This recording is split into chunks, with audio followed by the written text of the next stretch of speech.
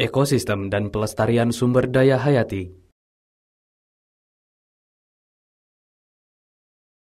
Komponen penyusun ekosistem. Ekosistem menyatakan kesatuan struktural dan fungsional antara makhluk hidup dengan lingkungannya. Ada dua macam komponen penyusun ekosistem, yaitu komponen biotik, komponen abiotik.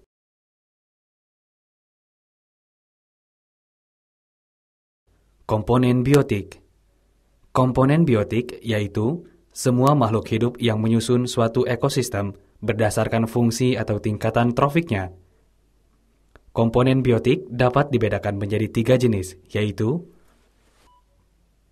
produsen, konsumen, dekomposer atau pengurai. Tekan tombol berikut untuk penjelasan lebih lanjut. Produsen. Produsen adalah makhluk hidup yang dapat menghasilkan makanan sendiri, yaitu tumbuhan. Konsumen. Konsumen adalah makhluk hidup yang memperoleh energi dari bahan makanan yang dibuat oleh produsen. Dekomposer atau pengurai. Pengurai atau dekomposer adalah organisme yang berperan sebagai pengurai zat-zat yang terdapat dalam makhluk hidup yang sudah mati.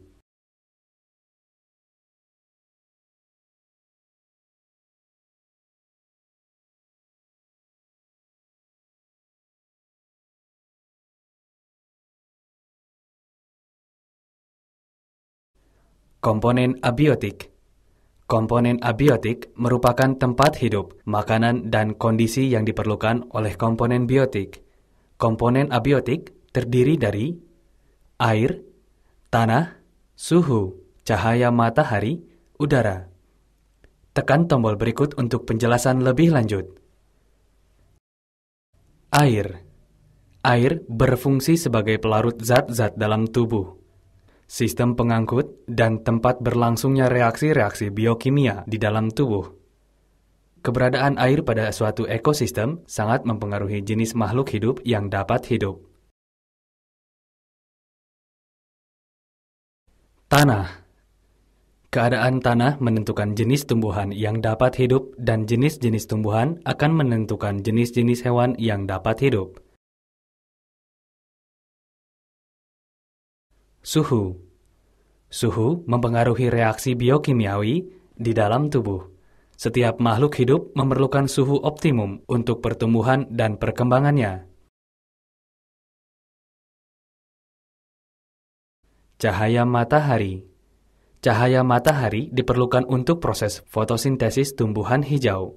Selain itu, cahaya matahari juga mempengaruhi suhu bumi menjadi sesuai untuk kehidupan berbagai makhluk hidup. Udara. Udara merupakan campuran berbagai macam gas, misalnya nitrogen, oksigen, karbon dioksida, dan karbon monoksida. Oksigen diperlukan oleh makhluk hidup untuk respirasi, sedangkan karbon dioksida diperlukan tumbuhan untuk proses fotosintesis.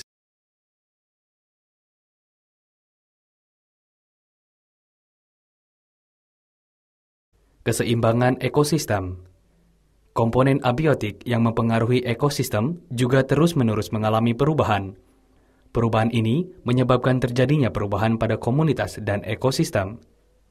Perubahan ekosistem akan berakhir setelah terjadi keseimbangan ekosistem. Keseimbangan ekosistem terdiri dari dua macam, yaitu ekosistem yang seimbang, daya lenting ekosistem. Tekan tombol berikut untuk penjelasan lebih lanjut. Ekosistem yang seimbang. Ekosistem yang seimbang adalah ekosistem yang komponen penyusunannya memiliki komposisi yang seimbang. Komposisi seimbang bukan berarti jumlahnya sama. Misalnya, pada waktu musim hujan, jumlah rumput di suatu padang rumput meningkat. Ketika musim kemarau, jumlah rumput berkurang. Daya lenting ekosistem.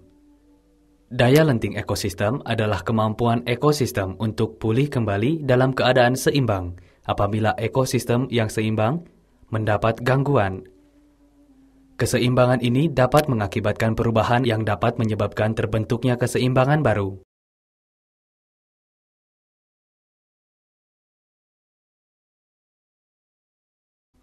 Hubungan saling ketergantungan. Contoh hubungan ini adalah sebagai berikut. 1. Komponen biotik mempengaruhi komponen abiotik. Contohnya adalah tumbuhan hijau dalam proses fotosintesis menghasilkan oksigen, sedangkan kadar oksigen meningkat dan suhu lingkungan menjadi sejuk. 2. Komponen abiotik mempengaruhi komponen biotik. Contohnya adalah cahaya, tanah, air, udara, dan unsur hara atau komponen abiotik mempengaruhi pertumbuhan dan perkembangan tumbuhan atau komponen biotik.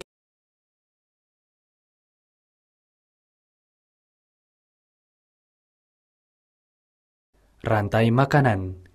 Rantai makanan adalah peristiwa makan dan dimakan yang digambarkan secara skematis dalam bentuk garis lurus searah dan tidak bercabang. Contoh, rumput dimakan belalang, belalang dimakan ayam, ayam dimakan ular, dan ular dimakan elang. Dari peristiwa makan dan dimakan di atas, akan terjadi perpindahan atau aliran energi dari produsen atau rumput ke konsumen satu atau belalang, hingga konsumen puncak, dalam hal ini adalah elang, sebagai sumber energi utama dalam ekosistem adalah sinar matahari.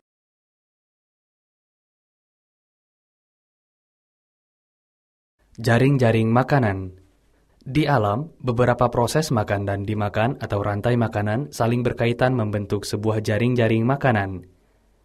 Jaring-jaring makanan selalu berawal dari produsen dan diakhiri oleh pengurai. Bahan-bahan yang diuraikan itu akan kembali digunakan oleh produsen, sehingga daur materi dan energi tidak pernah terputus.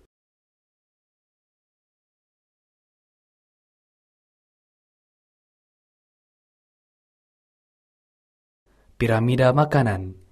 Piramida makanan adalah suatu piramida yang menggambarkan perbandingan komposisi jumlah biomasa dan energi dari produsen sampai konsumen puncak dalam suatu ekosistem. Komposisi biomasa terbesar terdapat pada produsen yang menempati dasar piramida. Demikian pula jumlah energi terbesar terdapat pada dasar piramida.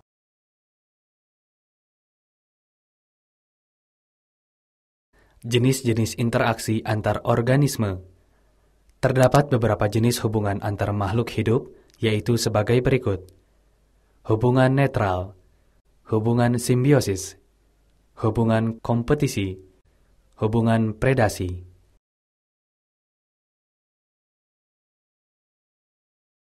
Hubungan netral. Hubungan netral yaitu hubungan yang tidak saling mempengaruhi. Netralisme terjadi apabila nisianya berbeda. Sesungguhnya, hubungan yang benar-benar netral tidak ada. Sebab, setiap organisme memerlukan komponen abiotik atau udara, ruangan, air, dan cahaya yang sama, sehingga timbul persaingan.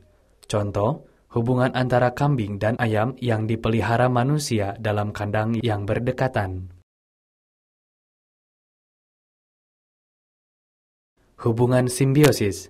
Hubungan simbiosis yaitu hubungan saling mempengaruhi antara dua organisme, yang terbagi menjadi 3 jenis, yaitu simbiosis mutualisme, simbiosis komensalisme, simbiosis parasitisme. Tekan tombol berikut untuk penjelasan lebih lanjut. Simbiosis mutualisme. Simbiosis mutualisme yaitu hubungan antara dua jenis organisme yang saling menguntungkan. Contohnya adalah kupu-kupu dan tumbuhan berbunga.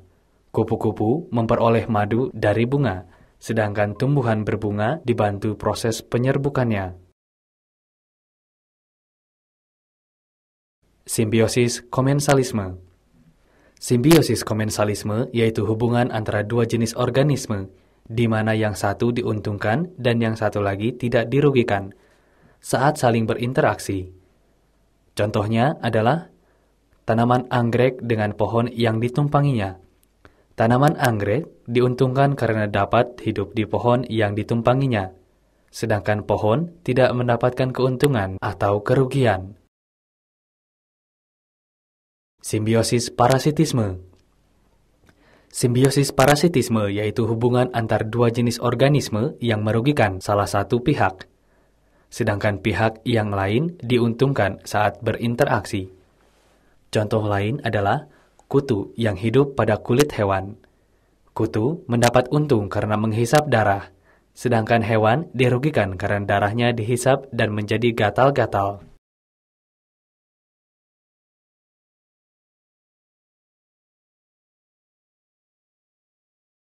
Kompetisi. Hubungan kompetisi terjadi jika dalam suatu ekosistem terdapat ketidakseimbangan. Hubungan kompetisi dapat terjadi antara individu-individu dalam satu spesies maupun individu-individu yang berbeda spesies. Contoh, hubungan kompetisi dalam satu jenis adalah persaingan antara pejantan kumbang, badak, untuk memperebutkan betina ketika musim kawin tiba.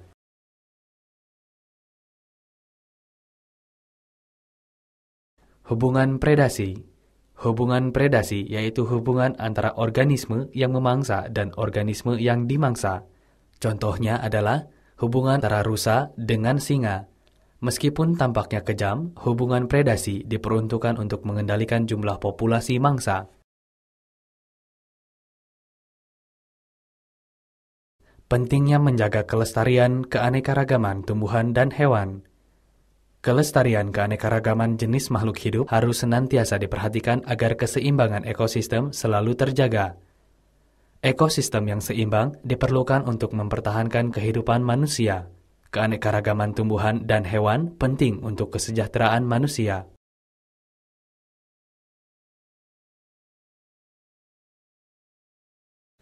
Peranan tumbuhan dan hewan bagi manusia. Tumbuhan dan hewan mempunyai peran yang penting bagi manusia. Beberapa peranan tumbuhan dari hewan adalah sebagai berikut: sumber pangan, pakaian, perumahan, dan kesehatan. Sumber ekonomi, manfaat ekosistem, manfaat keilmuan.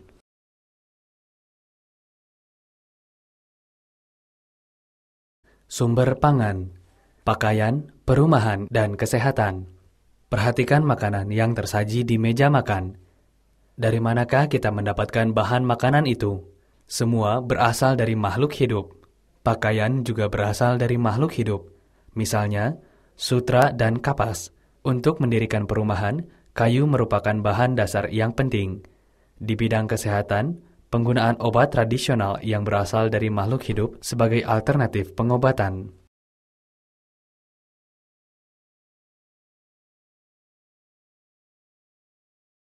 Sumber ekonomi, industri perkebunan, obat-obatan, kosmetika, makanan, dan minuman merupakan contoh industri yang berkaitan erat dengan keberadaan makhluk hidup.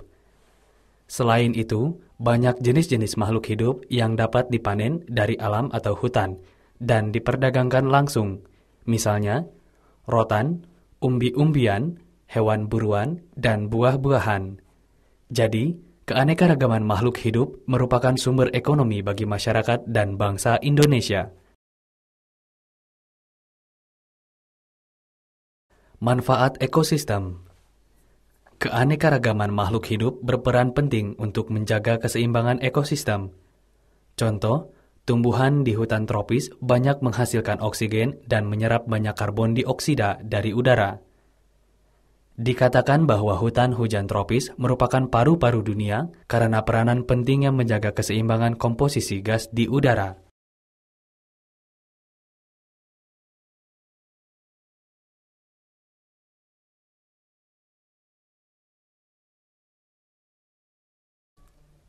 Manfaat keilmuan. Keanekaragaman makhluk hidup merupakan sumber plasma nutfah. Keanekaragaman plasma nutfah diperlukan untuk menciptakan jenis-jenis tanaman atau hewan budaya yang unggul. Selain itu, adanya keanekaragaman hayati memungkinkan untuk menemukan sumber alternatif bagi pangan, obat-obatan, dan kebutuhan dasar manusia lainnya.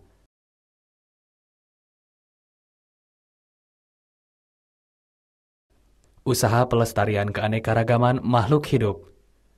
Begitu pentingnya keanekaragaman makhluk hidup bagi manusia, sehingga diperlukan upaya untuk melindunginya. Berbagai cara yang dapat ditempuh untuk melestarikan keanekaragaman makhluk hidup adalah sebagai berikut. 1. Membuat aturan perundangan yang dapat melindungi kelestarian makhluk hidup. 2. Melakukan penyuluhan dan kampanye pentingnya pelestarian keanekaragaman makhluk hidup. 3. Pembuatan taman nasional.